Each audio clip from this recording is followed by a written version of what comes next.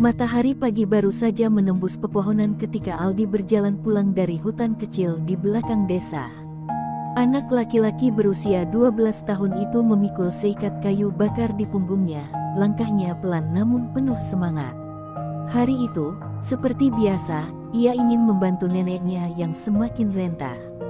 Namun, ketika memasuki gang menuju rumahnya, Aldi merasa ada yang aneh. Beberapa tetangga yang biasa menyapanya kini hanya memandang dengan tatapan penuh curiga. "Aldi," sebuah suara lantang menghentikan langkahnya. Ia menoleh dan melihat Bu RT berdiri di depan rumahnya dengan wajah marah. Beberapa warga sudah berkumpul di belakangnya, seolah siap menjadi hakim dan juri. "Apa, Bu?" tanya Aldi bingung, tangannya masih memegang tali pengikat kayu bakar. "Jangan pura-pura bodoh. Kemarin sore kamu kelihatan dekat rumah saya, kan?" Bu RT melangkah mendekat, jari telunjuknya menuding tajam ke arah Aldi. "Dekat rumah ibu?" "Iya, saya lewat situ waktu mau ke hutan," jawab Aldi jujur, wajahnya penuh kebingungan. "Lewat? Jangan bohong, Aldi. Dari jemuran saya ada yang hilang kemarin, dan kamu satu-satunya orang yang kelihatan di sana," tuduh Bu RT. Aldi membelalakan mata, mencoba mencerna tuduhan itu. "Apa yang hilang, Bu?" tanyanya dengan suara gemetar. "Baju saya, Aldi. Kamu mau menyangkal?" bentak Bu RT, membuat beberapa warga ikut bergumam. Aldi menggeleng keras, air mata mulai menggenang di matanya. "Bukan saya, Bu. Saya nggak ambil apa-apa, demi Allah," serunya, suaranya mulai bergetar. Namun, kata-katanya hanya dianggap angin lalu. "Kita bawa dia ke balai desa. Biar semua tahu apa yang sudah dia lakukan," seru Bu RT, menggandeng tangan Aldi dengan kasar. Aldi mencoba meronta, namun tubuh kecilnya kalah oleh kekuatan orang dewasa. Beberapa tetangga yang merasa ragu hanya diam, takut terlibat dalam masalah ini. Di balai desa, suasana semakin panas. Pak RT sudah menunggu di sana, wajahnya serius. Warga terus berdatangan, memenuhi ruangan kecil itu. Aldi berdiri di tengah, wajahnya pucat, kakinya gemetar. "Aldi, anak ini dituduh mencuri. Kalau memang kamu bersalah, lebih baik mengaku sekarang," kata Pak RT dengan nada tegas. Aldi menggeleng lagi, air mata mengalir di pipinya. "Saya nggak salah, Pak. Saya nggak ambil apa-apa," katanya dengan suara serak. Namun, suasana massa mulai tak terkendali. Beberapa warga mendesak agar Aldi dihukum sebagai pelajaran. "Kalau dibiarkan, nanti dia bisa jadi pencuri beneran," seru seseorang dari kerumunan. Aldi hanya bisa menangis, tubuhnya lemas. Nenek Aldi tiba-tiba muncul di pintu balai desa, matanya merah karena menangis. "Aldi bukan pencuri. Dia cuma anak kecil, Pak. Tolong, jangan sakiti cucu saya," serunya sambil mencoba meraih Aldi, tapi warga menahan langkahnya. Suasana semakin tegang. Pak RT akhirnya memutuskan untuk menahan Aldi sementara, menunggu bukti lebih lanjut. Warga mulai bubar, namun cemoohan dan pandangan merendahkan masih tertuju pada bocah itu. Aldi dibawa pulang oleh neneknya dengan langkah terseok-seok, tubuhnya gemetar ketakutan. Malam itu, di rumah kecil mereka, Aldi hanya duduk diam di sudut ruangan, memeluk lututnya sambil terisak. Neneknya mencoba menenangkannya, tapi luka di hati Aldi terlalu dalam. Di luar, angin malam bertiup kencang, membawa udara dingin yang menembus dinding rumah reyot mereka. Aldi menatap ke jendela kecil, berharap semua ini hanyalah mimpi buruk. Ia tidak tahu bagaimana membuktikan bahwa ia tidak bersalah. Namun, satu hal yang ia yakini, kebenaran tidak akan selamanya tersembunyi. Meski perlahan, cahaya harapan akan datang, dan keadilan akan menemukan jalannya. Malam itu berlalu dengan perlahan, seperti menahan beban luka yang dialami Aldi. Suara isakan kecil bocah itu terdengar di sudut ruangan rumahnya yang sederhana. Neneknya, yang duduk di dekatnya, mengusap punggung Aldi dengan lembut. "Sabar ya, nak. Kita nggak bisa membalas mereka. Kebenaran pasti akan datang," bisik neneknya, meskipun ia sendiri merasakan kemarahan yang membuncah di dadanya. Namun, Aldi hanya diam. Matanya kosong menatap lantai, seolah-olah semua semangat hidupnya telah direnggut oleh tuduhan keji itu. Keesokan paginya, Aldi memutuskan untuk tidak keluar rumah. Ia takut menghadapi tatapan penuh kebencian dari warga desa. Di balik jendela, ia melihat anak-anak sebayanya bermain di halaman, tapi tak seorang pun memanggilnya. Aldi mengerti, ia kini adalah pencuri di mata mereka. Desas-desus telah menyebar lebih cepat daripada kebenaran. Bahkan beberapa tetangga yang biasanya ramah mulai menjauhi rumahnya, seolah takut dicap mendukung seorang pelaku kejahatan. Sementara itu, Bu RT sibuk menceritakan kembali kejadian kemarin kepada setiap orang yang ia temui. Anak itu jelas salah. Buktinya dia ada di sekitar rumah saya waktu baju saya hilang. Katanya, memastikan tidak ada yang meragukan tuduhannya. Pak RT pun mendukungnya. Lebih baik kita tegas sekarang. Kalau tidak, anak itu bisa jadi ancaman di masa depan, katanya kepada beberapa warga. Tidak ada yang berani membantah, takut dianggap melawan pemimpin desa. Namun, ada beberapa orang yang mulai merasa ragu. Di antara mereka adalah Pak Rahmat, seorang pedagang kecil yang sering melihat Aldi membantu neneknya membawa belanjaan. Aldi anak baik, gak mungkin dia melakukan itu, katanya kepada istrinya. Tapi istrinya hanya menggeleng, memintanya untuk tidak ikut campur. Nanti kamu malah dimusuhi warga, bisiknya pelan. Rasa takut akan tekanan sosial membuat mereka memilih bungkam, meskipun hati kecil mereka tahu ada yang salah. Hari-hari berikutnya, Aldi mencoba kembali membantu neneknya seperti biasa.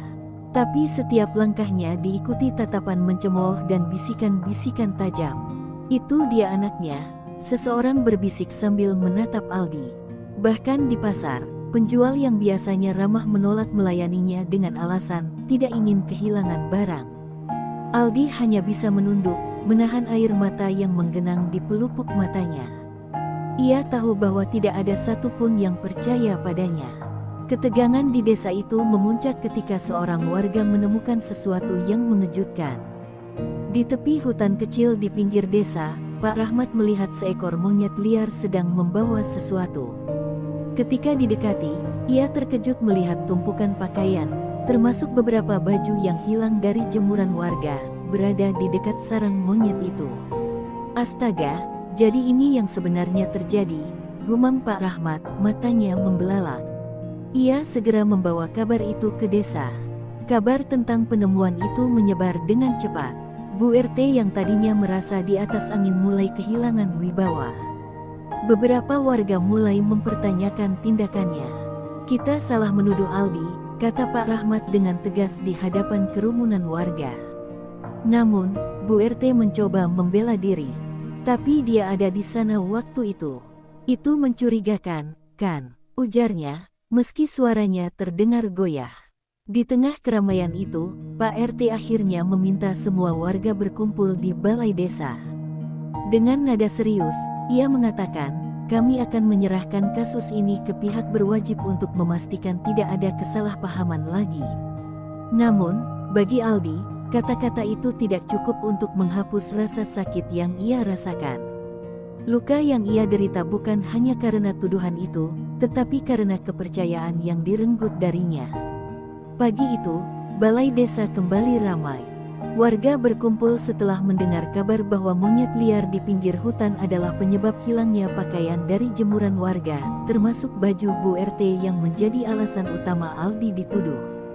Pak Rahmat, yang menemukan sarang monyet tersebut, membawa bukti berupa pakaian-pakaian yang ia ambil dari sarang itu. Di antara tumpukan itu, ada pakaian Bu RT yang menjadi barang bukti penting. Ini semua pakaian yang ditemukan di hutan, kata Pak Rahmat, menunjukkan tumpukan itu kepada Pak RT dan warga lainnya. Beberapa warga yang tadinya ikut mencemooh Aldi mulai berbisik-bisik, menyadari bahwa mereka telah salah. Jadi, itu bukan ulah Aldi. Seorang warga bertanya, ragu-ragu. Pak Rahmat mengangguk tegas. Aldi tidak bersalah. Anak itu tidak pernah mencuri, jawabnya. Di sudut ruangan, nenek Aldi berdiri sambil memeluk cucunya. Wajah Aldi masih pucat, tetapi ada sedikit harapan di matanya. Neneknya memandang warga dengan tatapan yang sulit ditebak. "Kalian semua sudah menyakiti Aldi, anak kecil yang tidak tahu apa-apa," ucap nenek itu dengan suara bergetar. Beberapa warga menundukkan kepala, merasa malu atas tindakan mereka. Namun, Bu RT tetap mencoba mempertahankan posisinya. "Bagaimanapun, Aldi tetap mencurigakan. Dia ada di sekitar rumah saya waktu itu," katanya dengan nada tinggi.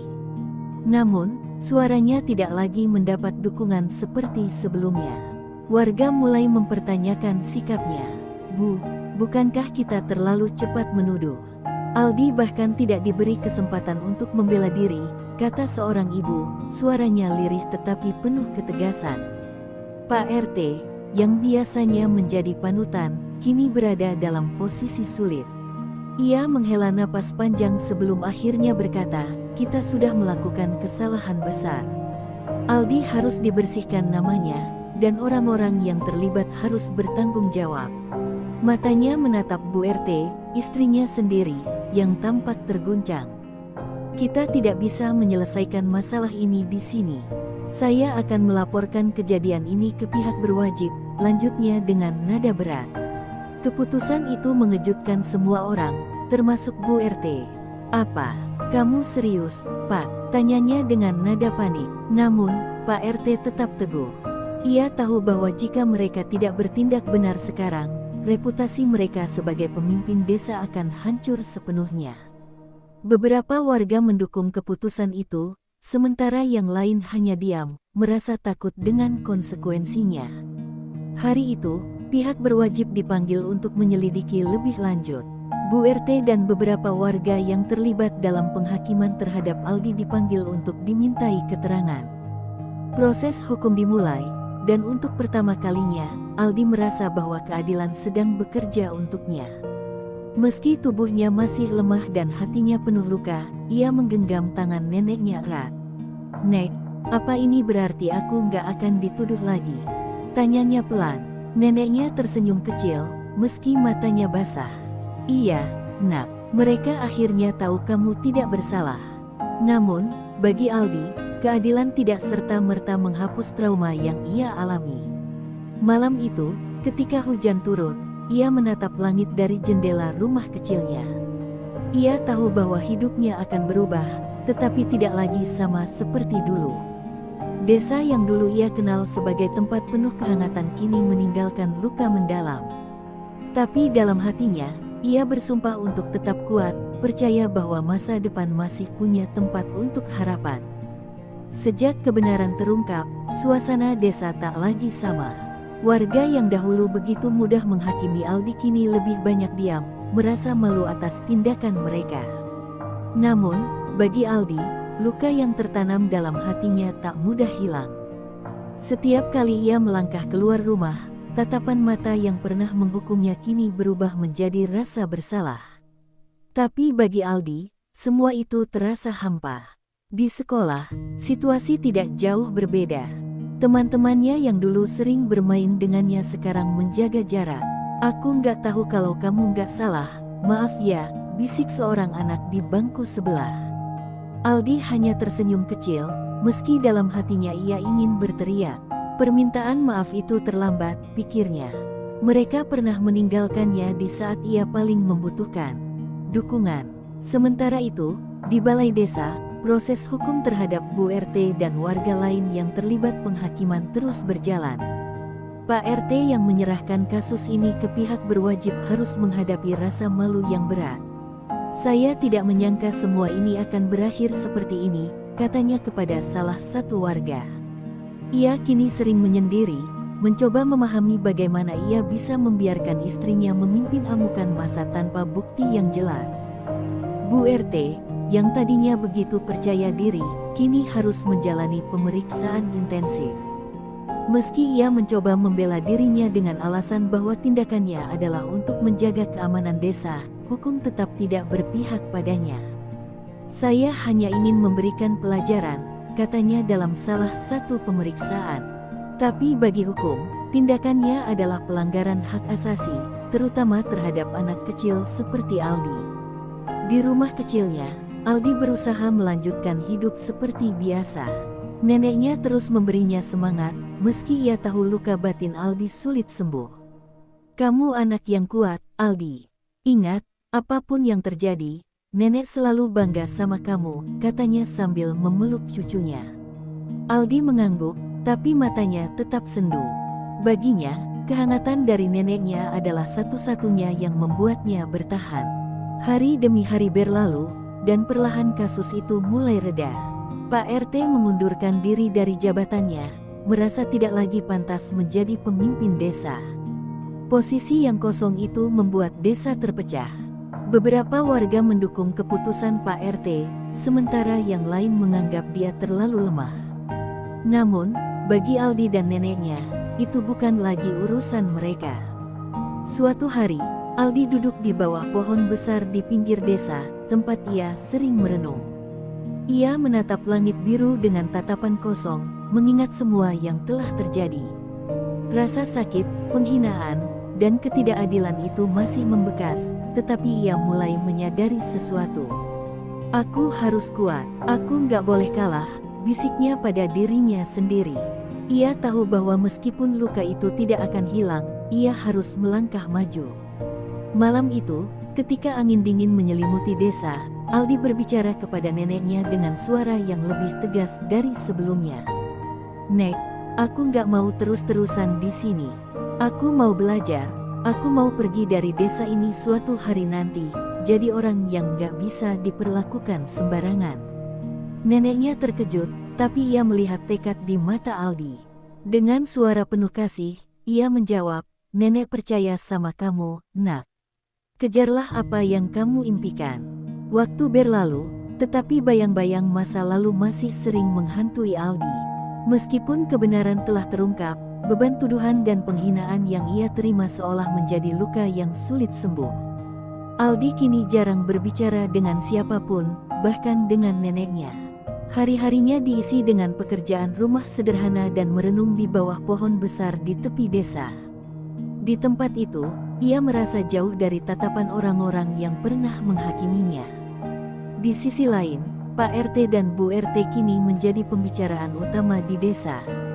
Setelah pengunduran dirinya, Pak RT mengasingkan diri di rumah, jarang terlihat di luar. Bu RT, yang menghadapi proses hukum, semakin dijauhi oleh warga. Mereka yang dulu mendukung tindakannya kini memilih menjauh, khawatir ikut terseret. Kehidupan mereka berubah drastis.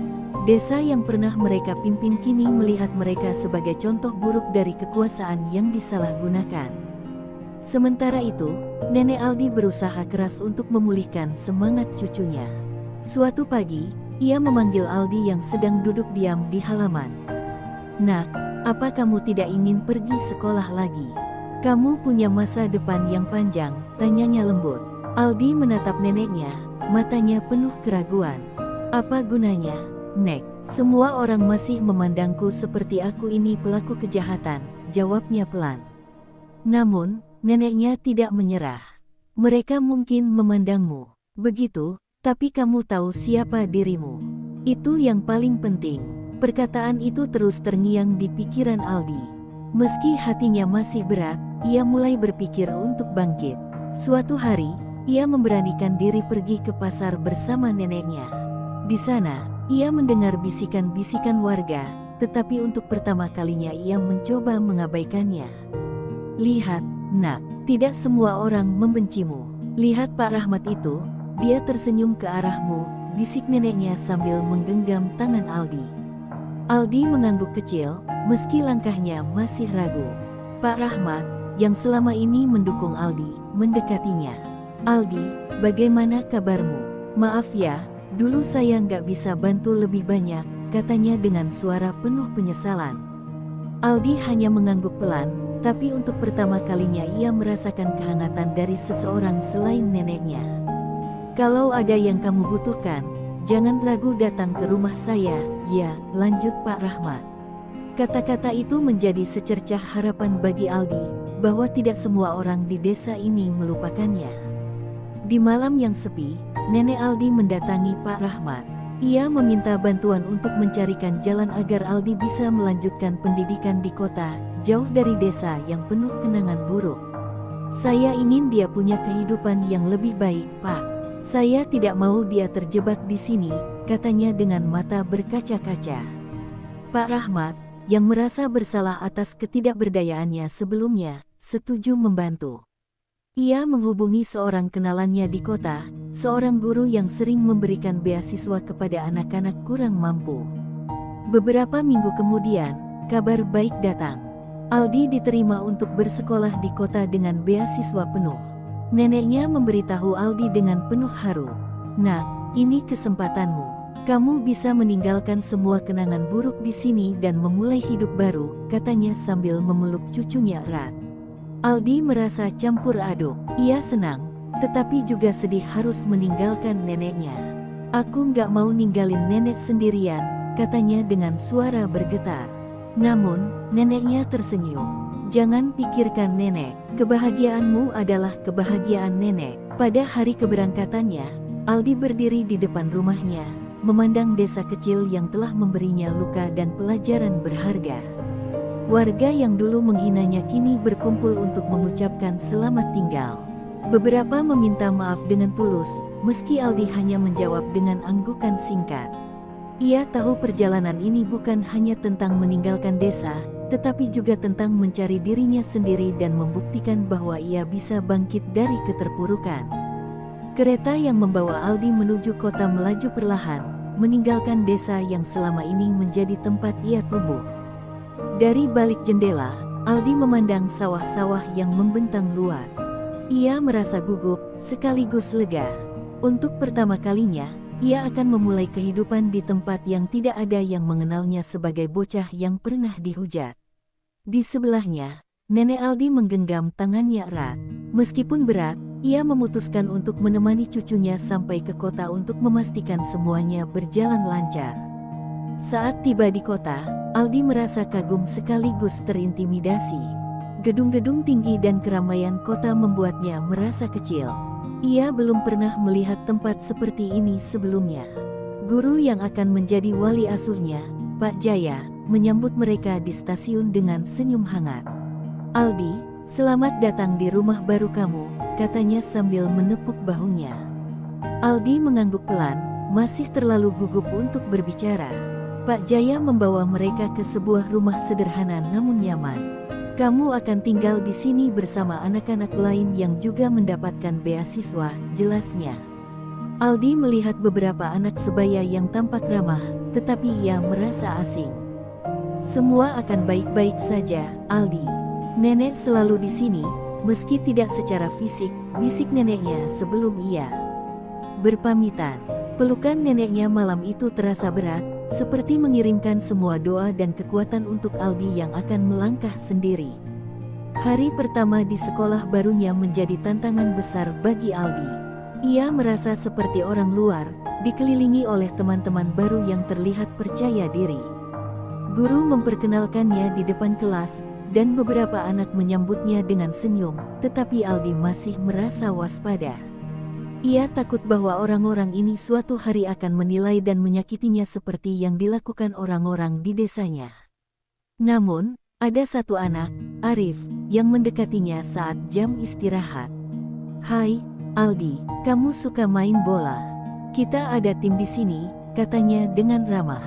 Aldi hanya mengangguk.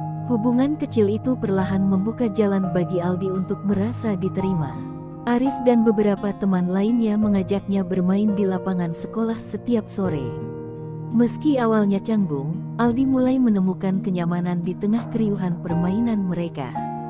Tawa pertama yang keluar dari mulutnya sejak kejadian di desa membuat Arif menepuk bahunya. "Nah, gitu dong. Kamu pasti jago kalau sering main," katanya, membuat Aldi tersenyum kecil. Namun, meskipun ia mulai menemukan teman-teman baru, trauma dari desa masih sering menghantuinya. Pada malam hari, ia terkadang terbangun dari mimpi buruk tentang orang-orang yang memarahinya. Ia teringat bagaimana semua orang memalingkan muka darinya, bahkan ketika ia memohon pembelaan. Malam-malam itu, Aldi hanya bisa memeluk selimutnya erat, berusaha melawan rasa takut yang tak pernah hilang sepenuhnya. Pak Jaya, yang memperhatikan perubahan Aldi, mencoba mendekatinya. "Aldi, aku tahu kamu sudah melalui banyak hal," katanya suatu malam di ruang tamu. "Tapi di sini, tidak ada yang tahu apa yang terjadi di masa lalu. Kamu punya kesempatan untuk memulai dari awal. Jadikan semua itu pelajaran, bukan beban." Kata-kata itu perlahan mulai meresap ke dalam pikiran Aldi. Ia sadar, jika ia terus membiarkan masa lalu menguasai dirinya, ia tidak akan pernah maju. Di minggu-minggu berikutnya, Aldi mulai menunjukkan perubahan. Ia semakin aktif di sekolah, bahkan berhasil mencetak gol untuk tim sepak bola saat pertandingan antar kelas. Teman-temannya mulai melihatnya sebagai seseorang yang menyenangkan dan penuh potensi. Meskipun perjalanan untuk sepenuhnya melupakan luka masa lalunya masih panjang, Aldi merasa satu hal yang pasti, hidupnya tidak berakhir di desa. Di tempat baru ini, ia memiliki kesempatan untuk membangun kembali dirinya, lebih kuat dan lebih percaya diri. Waktu berlalu dengan cepat. Dalam hitungan bulan, Aldi mulai menyesuaikan diri dengan kehidupan barunya di kota. Sekolah menjadi tempat di mana ia menemukan harapan baru. Guru-gurunya memperhatikan kecerdasannya yang selama ini terpendam, terutama dalam pelajaran matematika. Di kelas, Aldi seringkali mengajukan pertanyaan yang membuat teman-temannya terkesan. Bahkan, ia menjadi salah satu siswa terbaik di sekolah itu. Namun, di balik semua pencapaian itu, Aldi masih sering dihantui oleh ingatan masa lalu. Suatu malam, saat hujan turun deras, ia mendengar suara petir yang membuatnya terlonjak. Dalam sekejap, bayangan warga desa yang berteriak padanya muncul di benaknya. Ia terdiam lama di tempat tidur, menggenggam selimut erat-erat. Trauma itu belum sepenuhnya hilang. Namun, kini ada sesuatu yang berbeda, ada keyakinan dalam dirinya bahwa ia bisa mengatasinya. Di sekolah, Arif, teman pertamanya di kota, terus menjadi sahabat yang setia. Suatu hari, saat mereka sedang bermain bola di lapangan, Arif melihat Aldi termenung. "Hei, ada apa? Kok murung?" tanyanya. Aldi terdiam sesaat, lalu menjawab dengan jujur, "Aku masih sering ingat hal-hal buruk di desa." Arif menepuk bahunya. "Kamu sudah ada di sini, Di. Mereka yang salah, bukan kamu. Jangan biarkan masa lalu merusak masa depanmu." Aldi tersenyum kecil, merasa lega telah berbicara dengan seseorang tentang perasaannya. Kehidupan Aldi semakin berubah ketika Pak Jaya mengajaknya untuk mengikuti lomba matematika tingkat kota. Awalnya, Aldi merasa ragu. "Apa aku bisa, Pak? Aku nggak pernah ikut lomba sebesar ini," katanya. Namun, Pak Jaya hanya tersenyum. "Aldi, kamu punya kemampuan luar biasa. Percaya pada dirimu sendiri." Dengan dorongan itu, Aldi mulai belajar dengan giat, menghabiskan malam-malamnya di meja belajar. Hari perlombaan tiba, dan Aldi merasa gugup saat berdiri di panggung bersama peserta lain.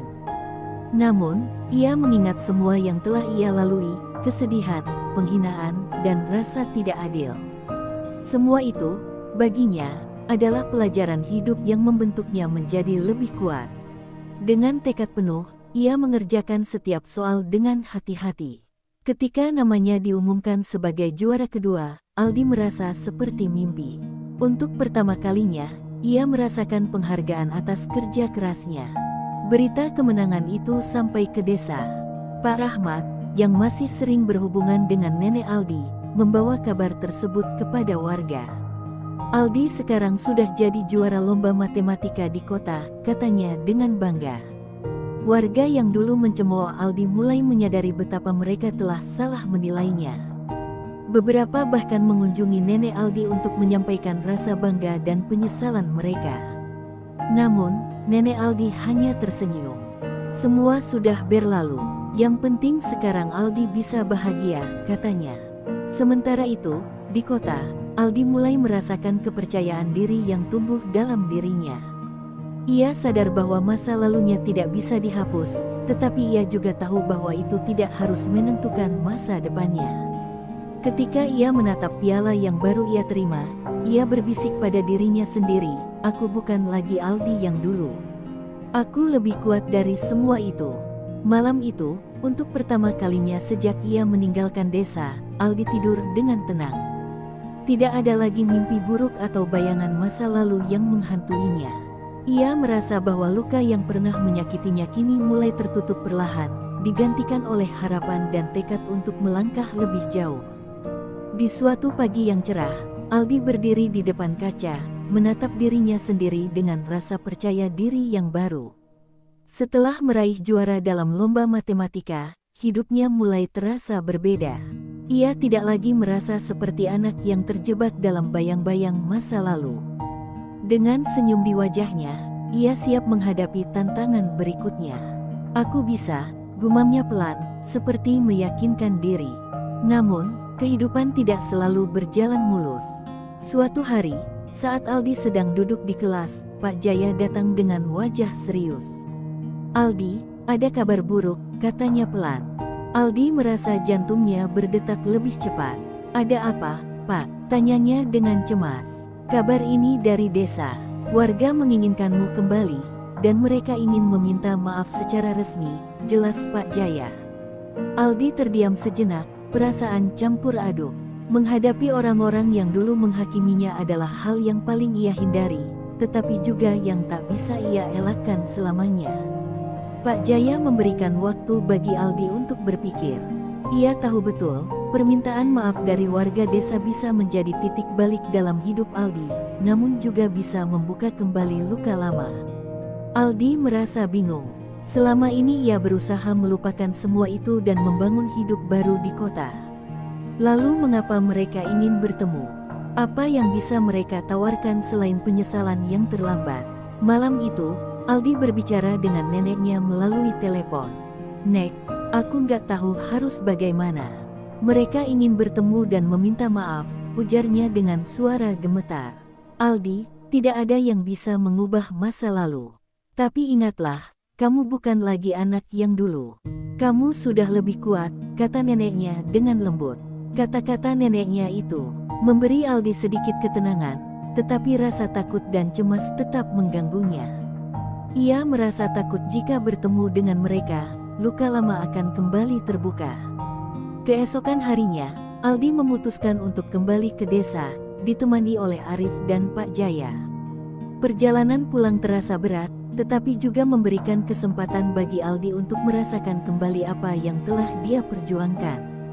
Ketika mereka tiba di desa, suasana terasa sepi, berbeda dengan ingatan Aldi tentang keramaian dan kejamnya penghakiman yang pernah dia terima. Warga yang hadir di balai desa terlihat lebih tenang, dengan wajah-wajah yang penuh penyesalan. Pak Rahmat, yang kini menjadi juru bicara warga, menyambut Aldi dengan pandangan penuh penyesalan. "Aldi, kami sangat menyesal atas apa yang terjadi. Kami sadar betapa salah kami telah memperlakukanmu.